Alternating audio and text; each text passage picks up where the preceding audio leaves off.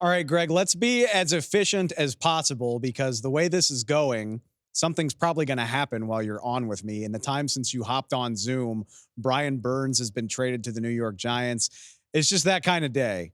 So we'll get to Brian Burns. I mean, there's a lot to get to, but let's start it with the big ticket items. You came on the show with me last week, and we talked about the landing spot for some of these quarterbacks.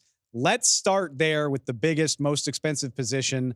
Kirk Cousins, now a member of your division, the NFC South, agreeing to a deal with the Atlanta Falcons. And if I can be honest, this felt like the most poorly kept secret in the NFL for the last 2 or 3 days that this was going to happen. Yeah, absolutely. It's one of those where, last week we're talking about his in-laws are in town and all the connections and, you know, Pro Football Talk is saying that he's already looking to move his family there. So there was this lingering, like, what if Minnesota realizes they might not have very much left at quarterback and tries to make a push? Um, they didn't. So it's one of those where I think you see how much money is involved for the Falcons. This is 4 years and $180 million, $100 million guaranteed. Um, you realize how much that franchise was aware of what the drop off was at quarterback and what their plan B might have looked at. And I think you pay a lot to avoid that scenario, basically. Yeah, which I mean, there's two ways to go with this. I guess let's start with Atlanta because it's I mean, it's this is the big ticket quarterback they've been missing since Matt Ryan left town, basically. And I'm curious, we've seen what a struggle it is to win this division for the last couple of years.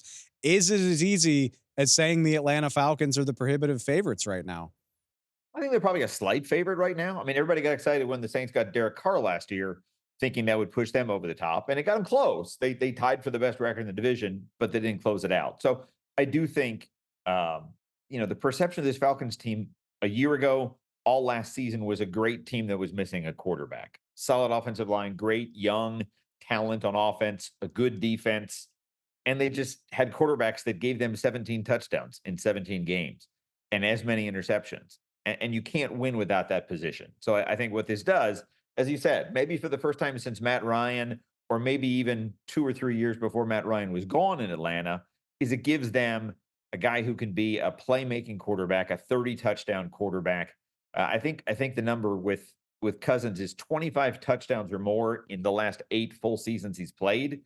And that's much better. Atlanta's had 17 touchdowns each of the last 2 years, 20 the year before that. So this should get them to be a much better offensive team and put them in position at least to make the playoffs, if not to win the NFC South. Yeah, I can't, Falcons fans, I can't promise you that you're going to make it to the Super Bowl or anything. I think Vikings fans are going to bring up the lack of postseason success, but I think you can set your watch to Kirk Cousins being a good, productive quarterback. I think Atlanta is going to be in the conversation in a way that they just haven't been the last 4 or 5 years. Really quickly, before we move on, I do think it's interesting to see where Minnesota goes from here because now all of a sudden it's nice not having to pay the guy, but now it's, I don't know, do you try to swing a trade for Justin Fields or do you do something crazy in the draft to get up and draft one of those guys? The options all of a sudden don't look inspiring in Minnesota. Right. With Mayfield back in Tampa, with Russell Wilson in Pittsburgh, now all of a sudden it's like, hey, Sam Darnold might be available. So yeah, I would think there's got to be something between those two. Whether it's, I mean, trading for Fields, trading within the division is always a little bit harder to pull off. So the Bears might not want to. The Bears might take a slightly worse offer just to avoid seeing Justin Fields twice a year in divisional play.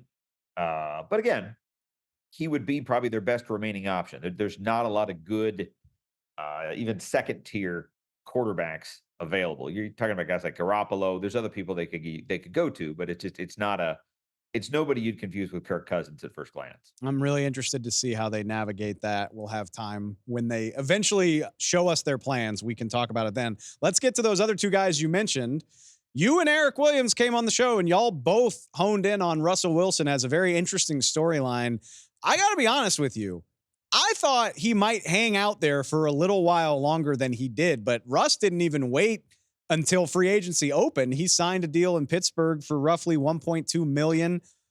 I like the deal in the sense that I think Pittsburgh got better at quarterback, and this was already a team that made the playoffs, but am I crazy if I don't think it changes the calculus for the Steelers all that much in the AFC pecking order?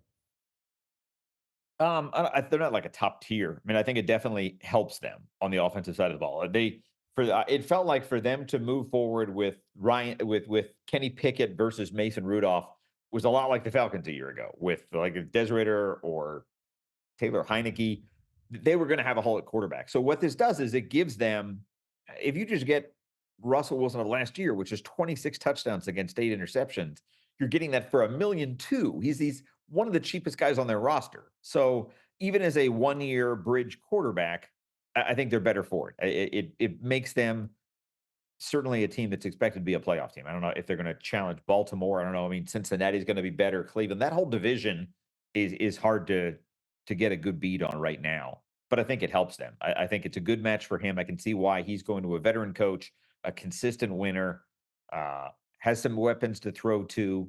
And for the Steelers, it's definitely better than running it back with Kenny Pickett and hoping that he just finds himself in year 3. That is one thing I do think the Steelers deserve credit because they are more than almost anybody. I just think the Steelers they're set in their ways. I mean, it seems like they've done everything the same way since the 1970s, famously only 3 head coaches going back to Chuck Noll. So for them to kind of step outside of that comfort zone and bring in some competition for Kenny Pickett and to do it with a very high profile player. Like I said, I'm not convinced the Steelers are a drastically better team because of this, but I do think they deserve credit for sort of deviating from that very typical Steeler way.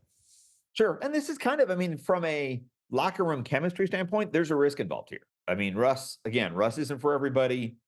He's going to have to handle himself probably better and have things work out from a chemistry standpoint better than they did in Denver. In that, again, this is a guy that it got to the point where they were okay taking on $85 million in dead money, in paying him $39 million this year not to play. So you're taking a gamble that Tomlin, just as a manager, as a guy who gets people to get along when they might not otherwise do so, he's got to figure out ways to make that work so there isn't a negative aspect from a locker room vibe standpoint. Let's take it down to your backyard, Tampa, Florida.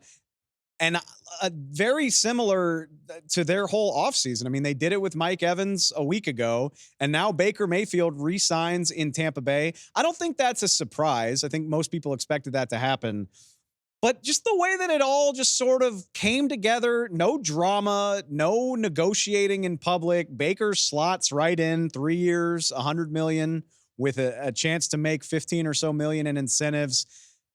I think it's just rare for a free agent quarterback, the most important position, to just kind of slot right in. But I guess it's a testament to the relationship there with Baker and the Tampa front office that this just felt really easy for such a big time negotiation. Right. I agree. And I think it speaks well to Mayfield putting a priority on being in a good situation where he's comfortable and feels like he's valued and a leader, as opposed to rolling the dice and going somewhere where that might not be the case. I think he probably could have gotten more. I mean, if he is a free agent right now, he's probably going to the loser of this Falcons Vikings deal for more money than he's getting right now from the Bucks. But again, I think he, came there not knowing. I mean, when he went to the Bucks last year for $4 million, that's probably his last shot to go to a team as a presumptive starter.